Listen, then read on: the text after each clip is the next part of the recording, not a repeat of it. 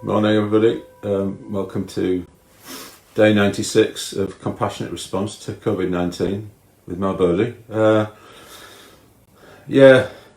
it's interesting actually. Last week I ended up doing kind of a couple of sessions that were were a bit more kind of intellectual on Tuesday and Wednesday, and then on Friday I just thought.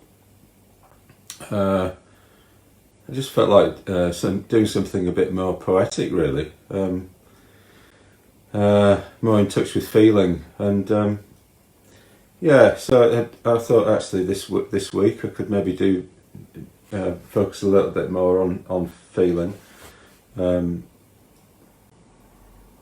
I've called this session a Glimmer of Faith, and so I think. That faith in Buddhism. Sometimes it's called the word is Shraddha, and so it's sometimes translated as confidence dash trust. You know, it's like having confidence in the three jewels as things that you can take refuge in life. The Buddha, the Dharma, and the Sangha. I thought, well, actually, there's quite a lot of uncertainty around in the future now, and I thought it'd be interesting to just look at faith and what it is and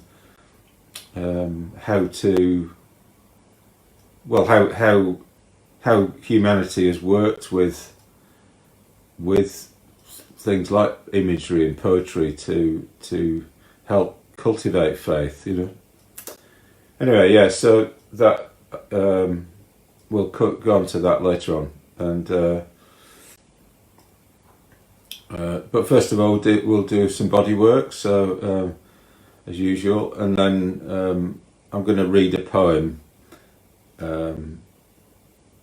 called Faith, and then we're going to do some meditation. I'll also introduce an image to reflect on in the meditation, and then we'll get on to the topic of the day after that. So if you're on this, I'll stand up. We'll do some body work. Okay.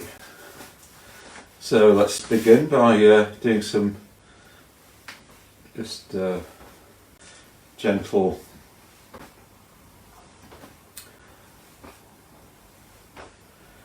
qigong. Is it qigong? I can't remember which one it is. Anyway, it's from the Japanese tradition. It's just we're just rotating our hips and just let our arms kind of flop by our sides. Try to have your spine as upright as possible.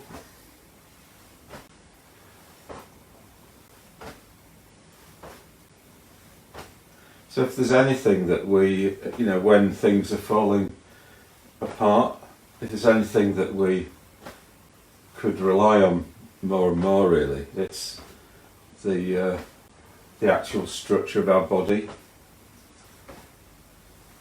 So our body is sort of designed to be used in a particular way. So, our spine is sort of designed to be kind of upright. Well, it has a gentle curve in it, but and our head kind of balanced on the top of our spine. So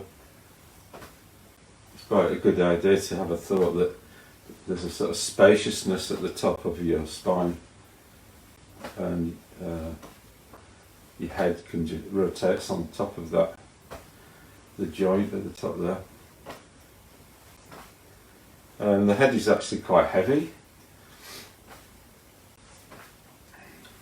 but we can imagine that there's an arrow from the top of our crown of our head, which is pointing kind of upwards towards the sky and slightly tilting slightly forwards, so that it lifts the back of our neck. We get a kind of sense of lift there, and also we can imagine that our neck is releasing, and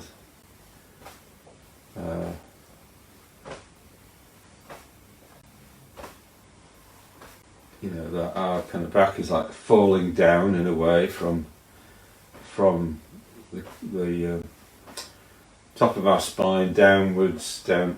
We get a sense of releasing down the back, and also that the back is wide. So what we're looking for is the dimensions of the body to be becoming longer. This is from an Alexander technique. So it's impossible for a long muscle to be in a state of tension. So it's having these ideas without really doing anything about it. We inhibit ourselves from acting, from doing, because when we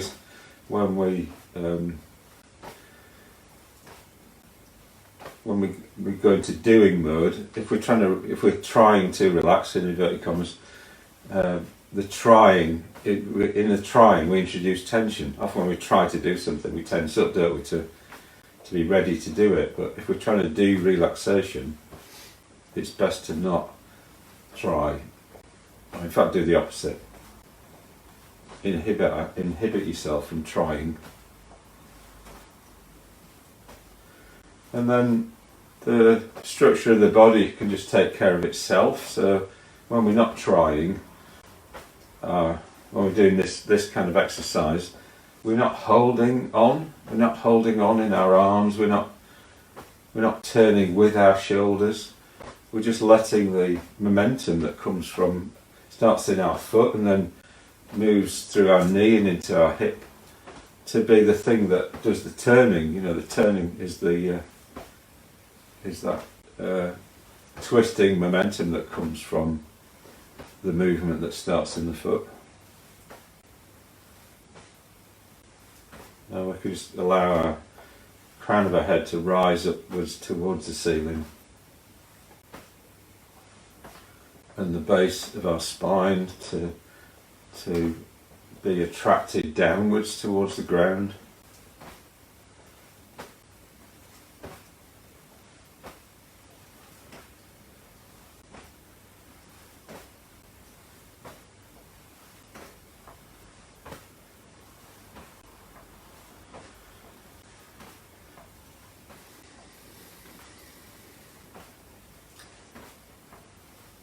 And to attain a sense of lift in the base of our spine, what we can do is, on the in-breath, we can imagine that our tailbone, our sacrum, the little kind of the very bottom of our spine, when we're breathing in, that it's kind of it's almost like it's moving backwards.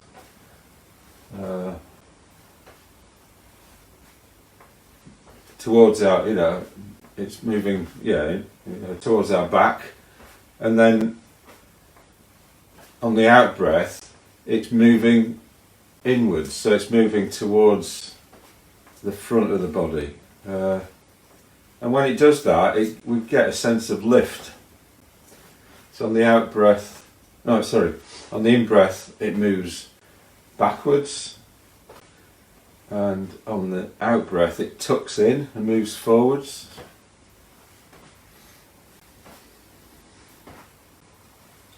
If you can't get that, don't worry about it. And just sort of try to make your movements as maybe slowing down a little bit, actually.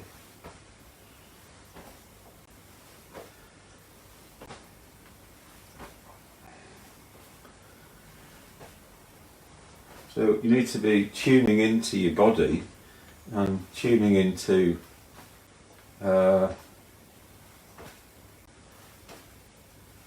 effect within your body. So I noticed on Saturday I was doing a class at the Manchester Buddhist Centre and doing some body work, and people were so held in the bodies, you know, it's like rigid, you know.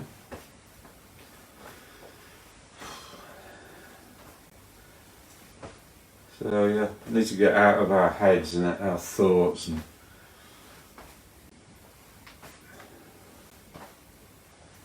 to just let ourselves become looser physically.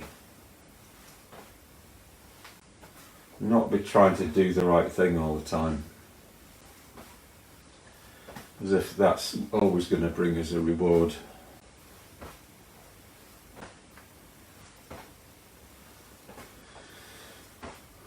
Okay, that'll do for that. And then rotating the hips.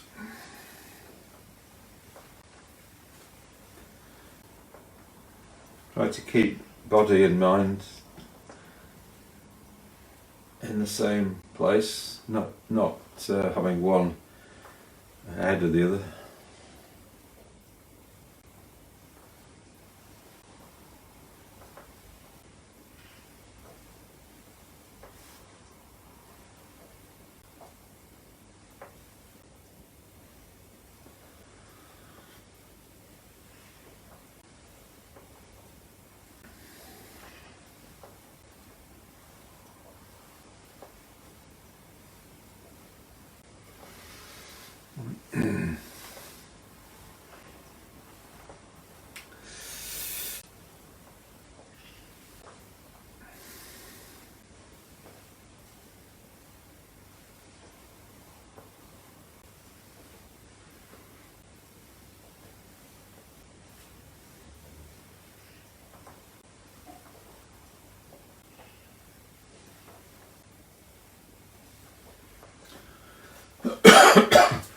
And then just put your hands on your stomach.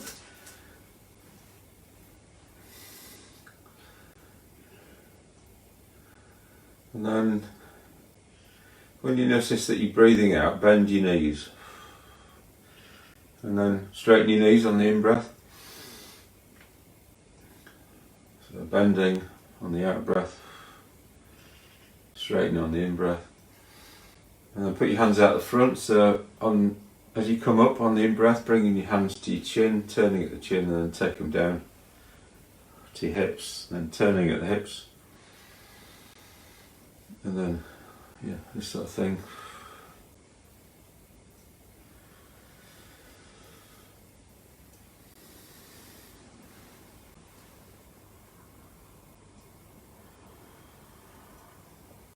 And try to stay in the present moment, so you're not like trying to rush past this to the next thing. So it's like you're honouring the fact that you have a body here.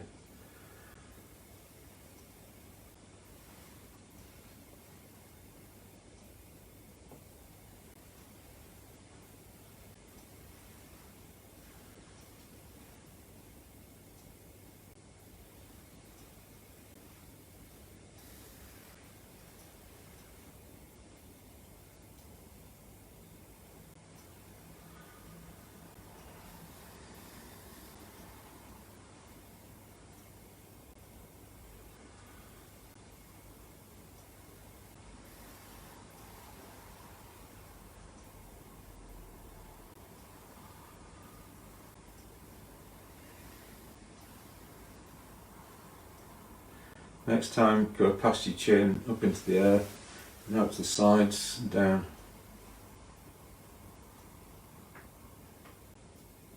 And then up through the middle again, out to the sides and down. Imagine a ball of energy coming up the centre of your body. And then it expands outwards at the top there, comes down.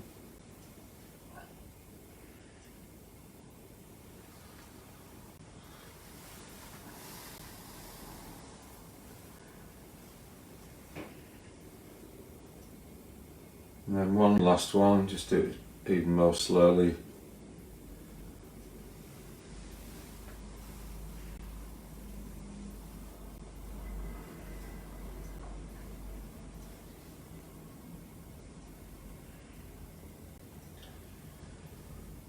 And then just standing for a minute or so,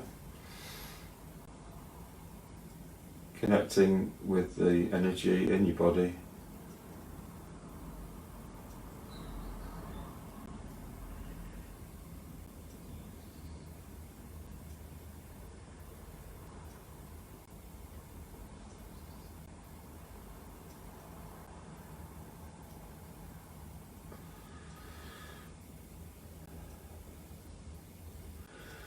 And then without disturbing yourself, disturbing anything you've built up in your body, any sense of concentration or vitality, just very gently moving into your meditation posture.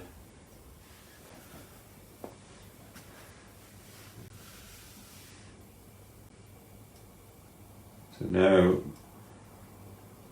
just getting used to this new position, the fact that you're sitting.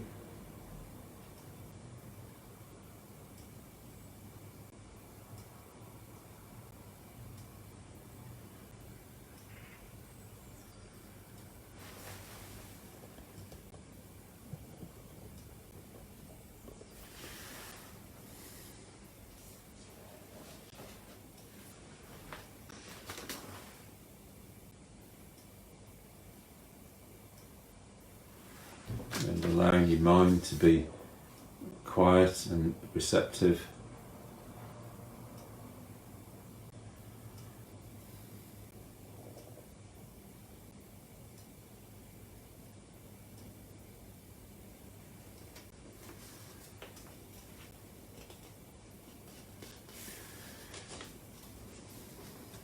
Okay, so we're going to be reflecting on an image in the meditation and also on a poem. So the image is one that I introduced on Friday. Here it is. I didn't show it on Friday, I don't think. So this is by an order member called Naga. So he produces what he calls curiosities, and what they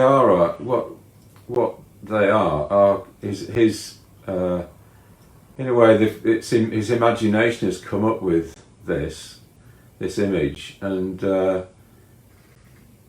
it's a way of kind of representing something which is like non-conceptual. So when he talked about this on Monday, he said that the idea came from the story of Noah. So Noah, basically, something like this. God wanted him to do something, and he didn't really want to do it, and he kind of like went in the other direction. I think I must get my facts sorted out first. Maybe he had to go somewhere on the sea or something, and then he went the other direction. And what happened was this whale came, or big fish, came and swallowed him up, and then it eventually took him to the place that God wanted him to go to, and kind of washed him up on the shore. So Nagasiddhi's image is a bit like this. It's like it's representing the fact that,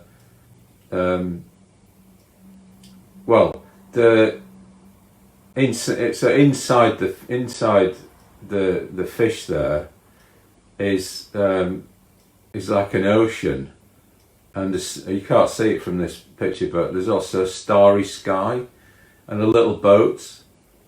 So it's almost like we want to go in the other direction from, sometimes life presents us with something, with a challenge, a change or something, and then we don't really want to go there and accept it. We slightly want to go in the other direction. But this image is basically saying to me that actually, if you try and go in the other direction, eventually you what's contained within the fish, is this expansive ocean with a starry sky, So eventually, it's almost like, even though we try and escape, from various realities that we have, in a way, if we face them in the end, it will be an expansive experience, like the little boat on the ocean with a starry sky. So there's something about having faith, even though things are difficult and we're kind of wanting to go in the other direction. Maybe the little boat on the ocean represents faith or something, that that there is life beyond the difficulty and that sort of thing, or and that there's a bigger perspective there within everything, so that we can always be introduced to. So what I want you to do is just to just kind of reflect on this image in the meditation, particularly thinking about your own challenges at the moment, and are there things that you're trying to escape or you don't quite want to go along with, And I'm thinking in particular, the limitations that have come with the lockdown.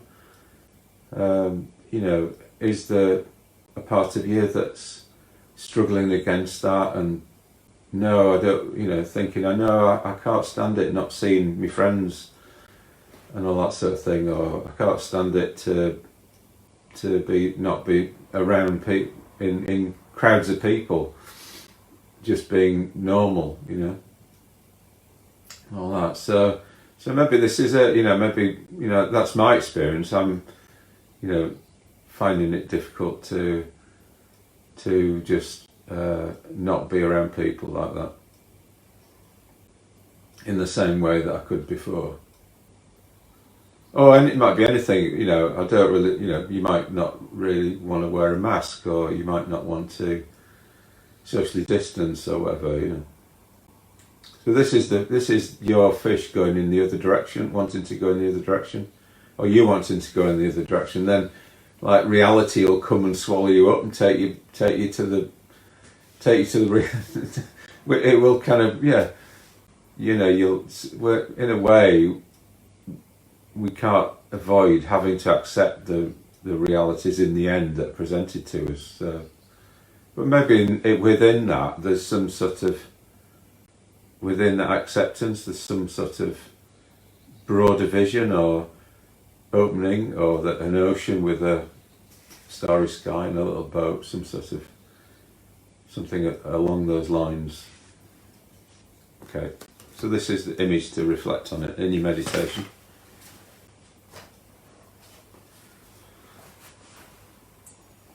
So I'm just going to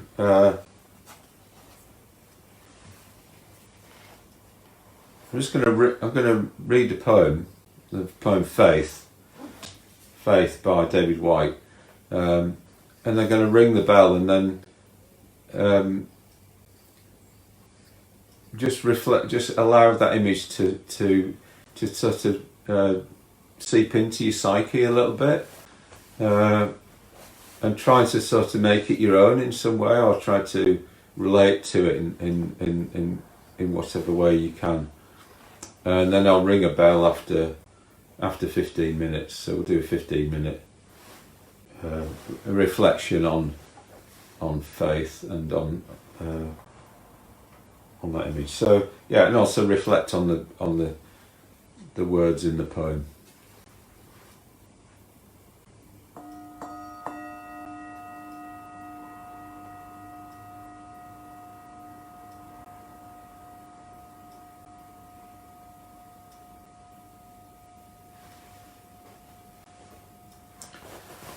So I'll read it twice, just so that you get a chance to take it in.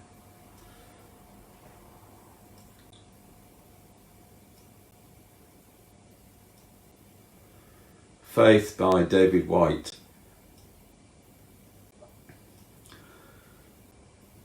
I want to write about faith, about the way the moon rises over cold snow, night after night, faithful even as it fades from fullness, slowly becoming that last curving and impossible sliver of light before the final darkness.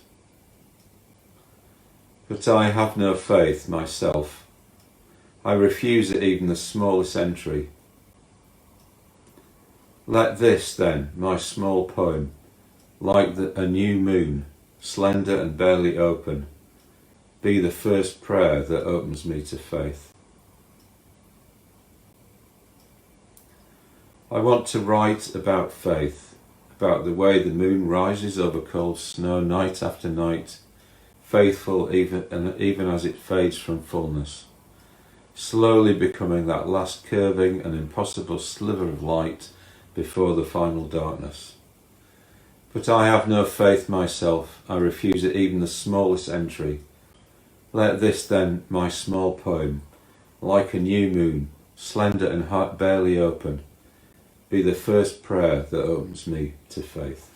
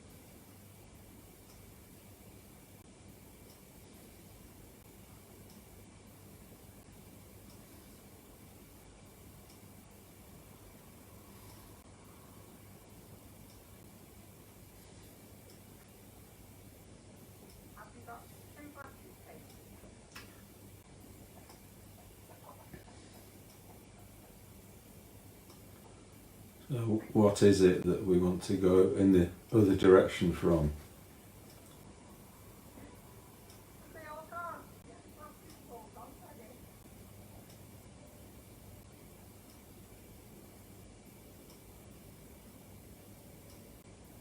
What experience do we not want to accept?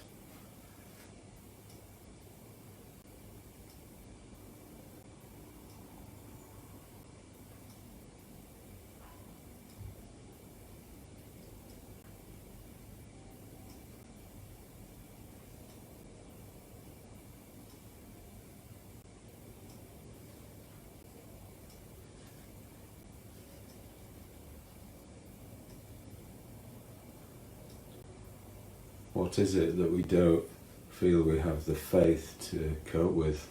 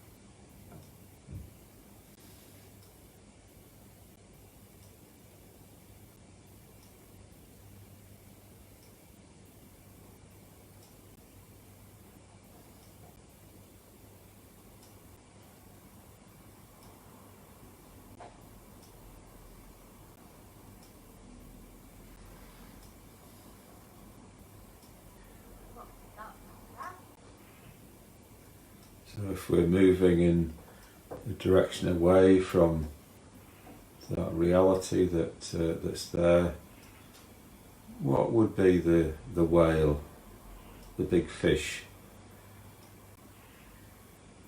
How would that manifest in our life?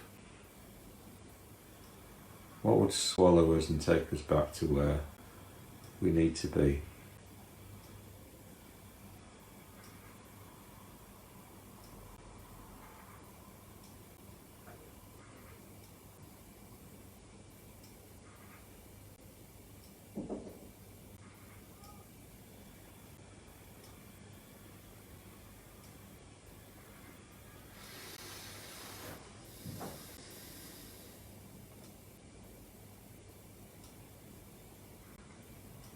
And what would be the little boat on the ocean in the starry sky?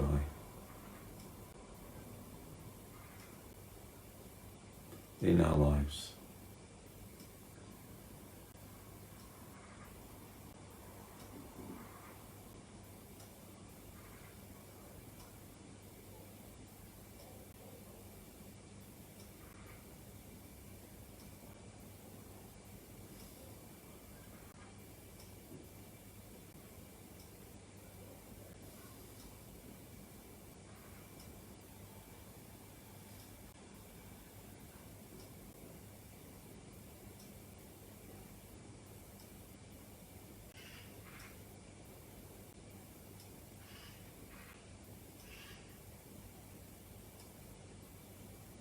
Or maybe just let the image just be there and speak to you in whatever way it does.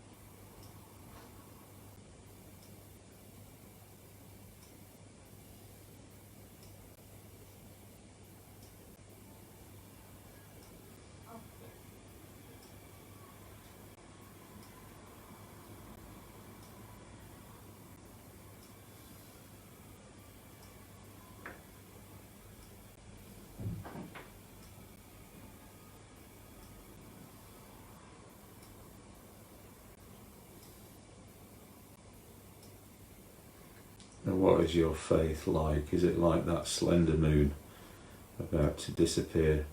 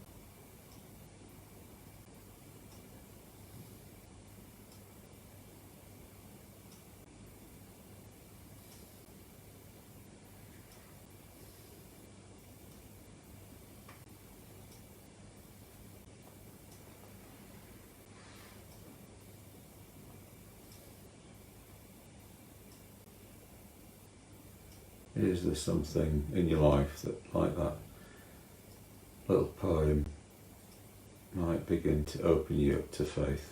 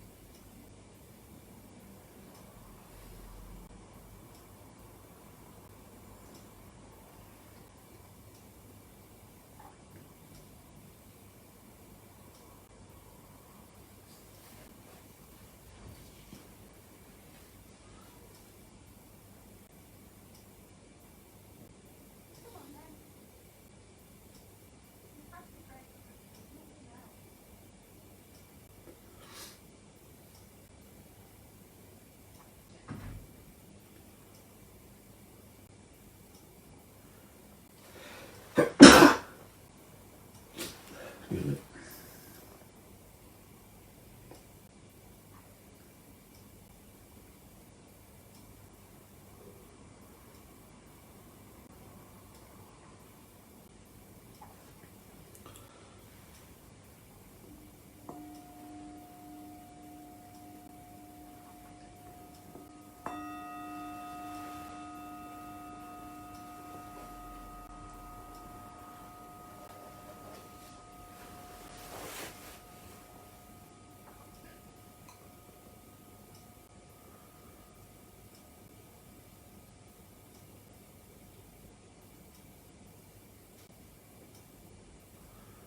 So in your own time, just bringing your meditation to a close.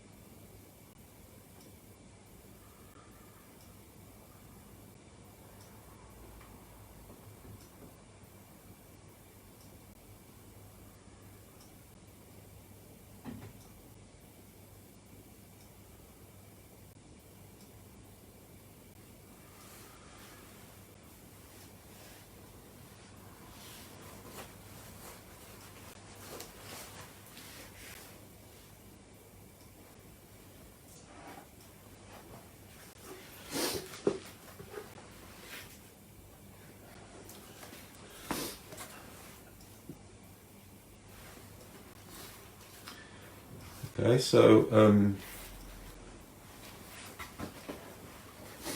in case you've just joined us, we're reflecting on this image, which is by Naga Siddhi, a curiosity by Naga Siddhi, and the poem Faith by David White.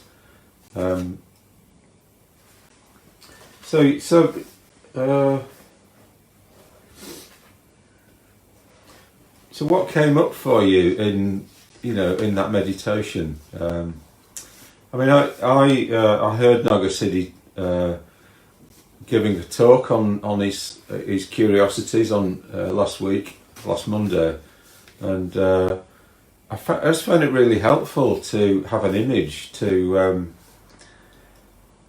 because sometimes like when we're just faced with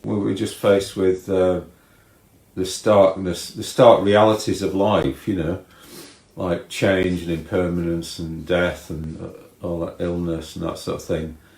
Anything that's a limitation, it can feel quite abrupt and as if there's we just have to face it, as if there's no room to move, like it's a rigid kind of thing, rigid reality, a harsh reality that we have to face, But when we have something like this image here, this is kind of saying the same sort of thing. It's saying that, we want to go in the other direction to reality, to what, in the story of Noah, to what God wants for us, or is trying to get us to face. And that's human. It's human to want to go in the other direction. But actually, when we get swallowed by the whale and we get taken in the right direction, then actually there's this reward in a way. There's this little boat on an ocean in a starry sky. There's something, new experience can kind of come out of that. So I think poetry probably evolved, for this reason that, we need some sort of aesthetic cushioning or something in order to approach reality. And often that comes from something like images in nature, so the image of the moon that's almost disappeared, the is it waxing or waning? I can't remember. The moon, as it sort of gets smaller and smaller, and it's finally just about disappeared. That we all know what that experience is, and when we're looking at images in nature, then nature itself is like the whale. It's like it's bigger than us. We don't. It's impossible to feel like we can honestly encompass it with our mind. So often in poetry we have kind of images that come from nature, and that these give us a sense of like a space to move into and to move around in with our imagination, and to try and kind of come to some kind of accommodation with whatever's being represented in the poem or in the image.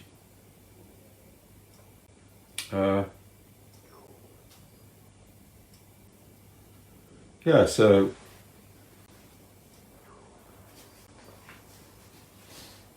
and it was interesting. Yesterday, I was just sorting through some of the mementos and things, and I came across this. So this is a picture, a laminated photograph of various members of what used to be called the Western Buddhist Order, which is now the Triratna Buddhist Order. So these photos were kind of in a thing called the Order Photo Book, and at the time, I think this came out in roughly about 2000 or something like that, and I was ordained in 1997, and and I think I was probably number like 600 and something order member. So there's probably maybe about 700 or 800 by then, and there's now 2,300 and odd order members in the world.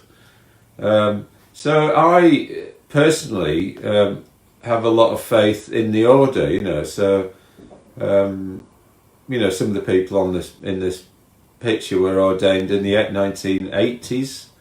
I can see three people at least who are now probably coming up to 40 years in the order, and I think what's important for me is like seeing that in terms of faith, to actually see kind of, it's not abstract, it's not like Buddhism is about understanding impermanence or something like that. It's more that it's about human beings, Hakuin said, outside of living beings, no Buddhas, So it's almost like we have faith when we can see people who seem to have qualities and personalities and everything that we think, wow, they're really great, they're fantastic, they're really kind or aware or whatever it is, whatever the quality is, intelligent, wise, caring, all sorts of things. Yeah. So that's this is one of the things that gives me a glimmer of faith. The order. That my particular, different people might have different things. Other people might be their meditation practice, which is the thing that they have a lot of faith in. So I thought I'd just read the beginning of this book, Meeting the Buddhas by Visantra. So this is written back in what was it?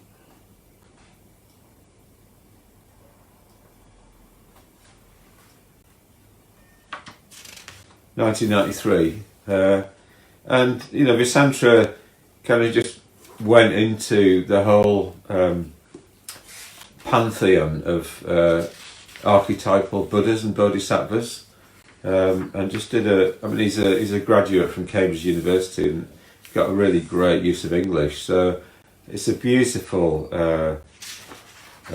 beautifully written and illustrated book on the Buddhas and Bodhisattvas, archetypal figures of enlightenment in Buddhism. So I'm just going to read the introduction, the beginning of the introduction, and then talk a bit more about faith. So he says, an English friend of mine went to Japan in his mid-teens to visit his sister who was working there. One day they made an excursion to Kamakura, a city in central Japan. There, my friend saw his first Buddha. It was a giant bronze statue of the Buddha Amida, meaning infinite light, which towers 15 meters high. Right, okay, so this is the Buddha at Kamakura. You can see like people in the foreground, little people there, made out of bronze. It was a giant bronze statue of the my friend was so overwhelmed by the calm power of this figure that, without ever having heard any Buddhist teaching, he knew he was a Buddhist. Buddhism appeals to many people in the West because it uses reasoned argument. So there's 3 grounds for faith in Buddhism: reason, intuition, and experience. So it needs to make sense, it needs to feel right, and it needs to work in experience. It is not dogmatic and requires no blind faith. Instead, it relies on common sense and empirical methods. However, rational understanding of the path to enlightenment will not be sufficient to motivate us to follow that path to its end. When we attempt to transform ourselves in line with our rational ideals, all too often we encounter inner resistances. With our reason, we may plot a path to the ideal. In our mind's eye, we see it stretching into the distance like a railway track gleaming in the sunlight, its parallel lengths of steel arrowing along the straightest path towards our distant goal. However, when we try to follow the track we've laid down, we are likely to be beset with all kinds of difficulties. At some places we find ourselves sabotaged, derailed by protesting aspects of our personality, which we had not consulted when we planned the line. At others, we find the track washed away by floods of powerful feelings which we had not known existed. Again, we may become lost in fogs of confusion, not knowing why we ever set out on the journey in the first place. So that's a good image, isn't it, for reason and enlightenment, like railway tracks straight to the horizon, as if that, you got a clear idea of where you want to go to. But what happens, the track gets washed away by powerful feelings, you get derailed.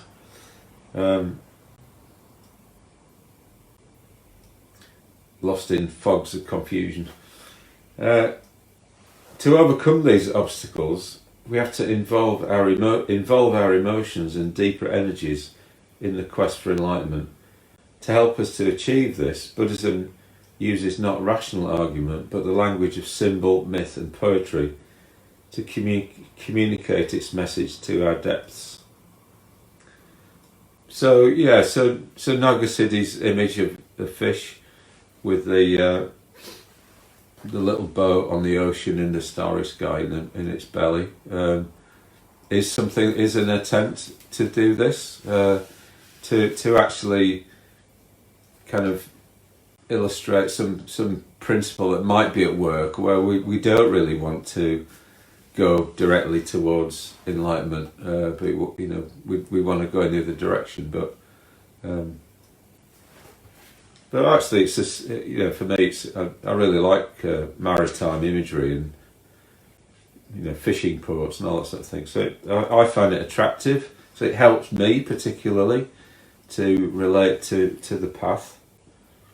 And obviously, it speaks of it's indirect. Things are indirect. So we have to sort of take the whole of ourselves onto the path. So this second language of symbol, myth and poetry is highly developed in Buddhism and is very effective. My friend's experience at Kamakura is a striking demonstration of this. The Buddha figure spoke to him so directly in the language of symbols that he needed hardly any rational convincing to become a Buddhist. The fastest way to make progress on the path to enlightenment is to learn both the language of reason and the language of symbol, myth and poetry. In this way, the message of human development will be communicated to our whole being, both head and heart, to our rational everyday mind, and to our unconscious depths.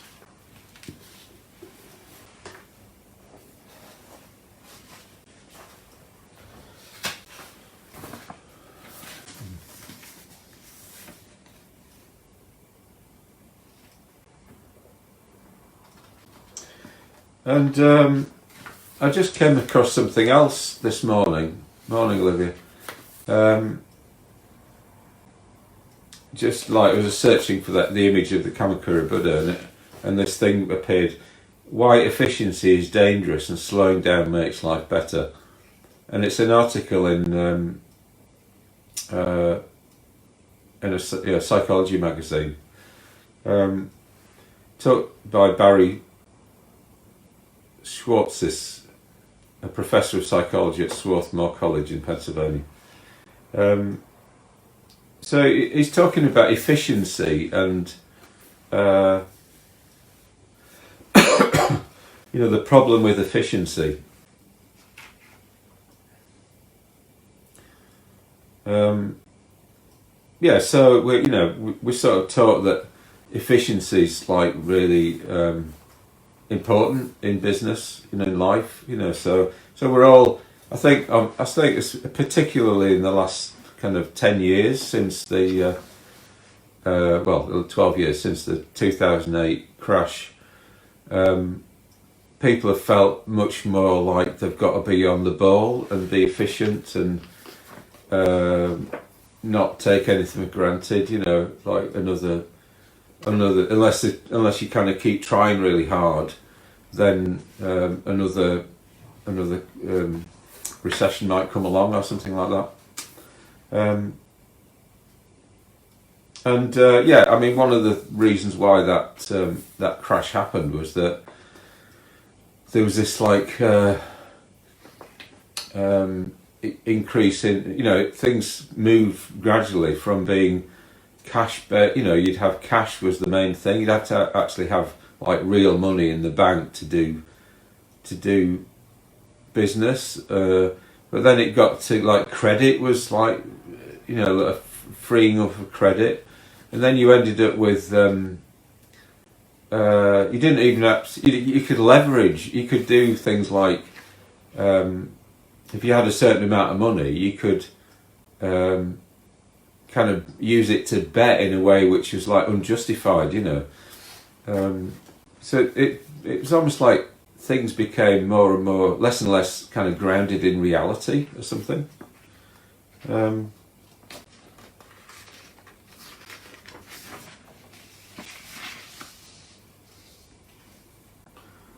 What the author says is that you can have too much of a good thing. You can have too much of a.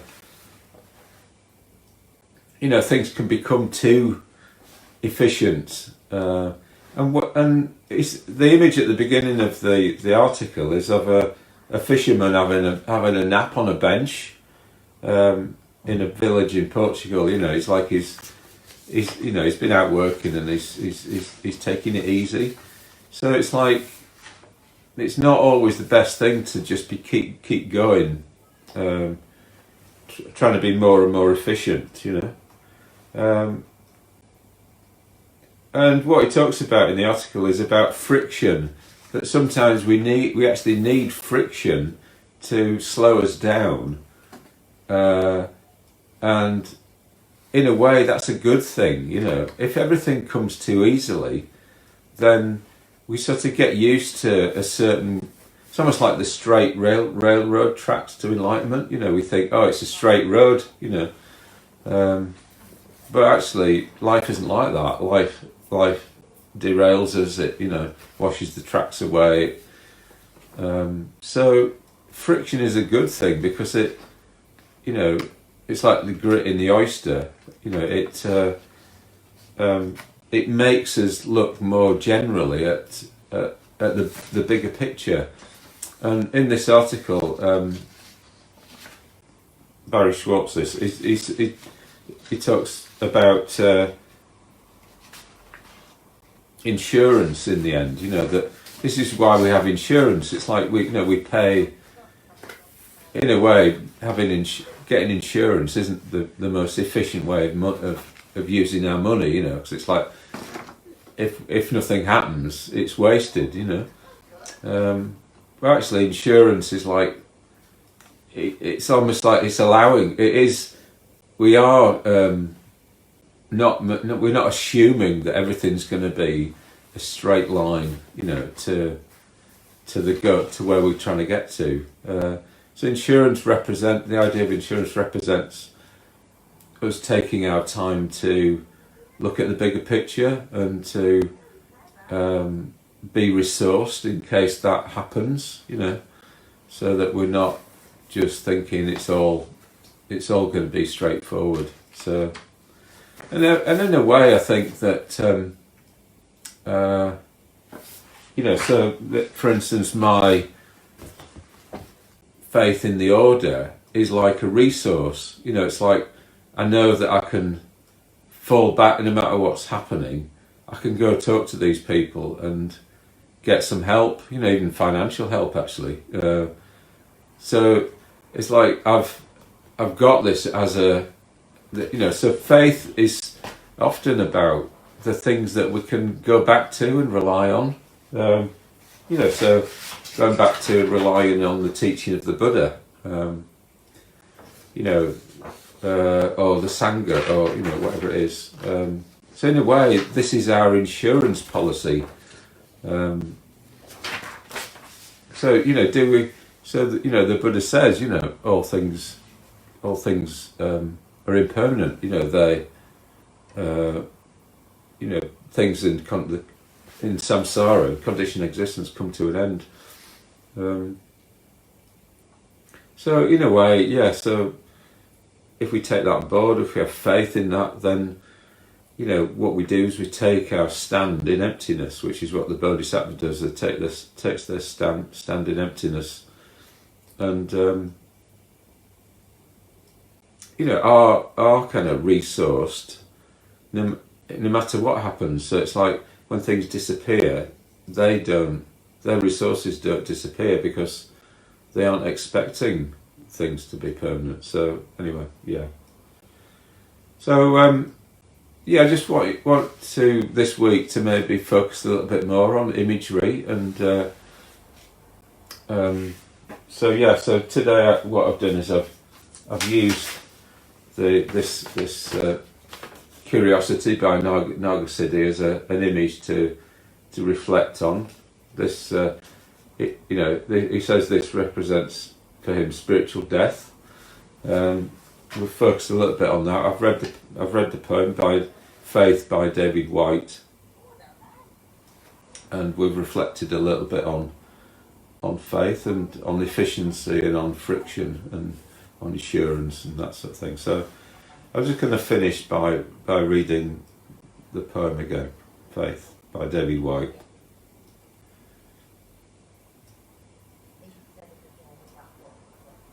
I want to write about faith, about the way the moon rises over cold snow night after night, faithful even as it fades from fullness, slowly becoming that last curving and impossible sliver of light before the final darkness.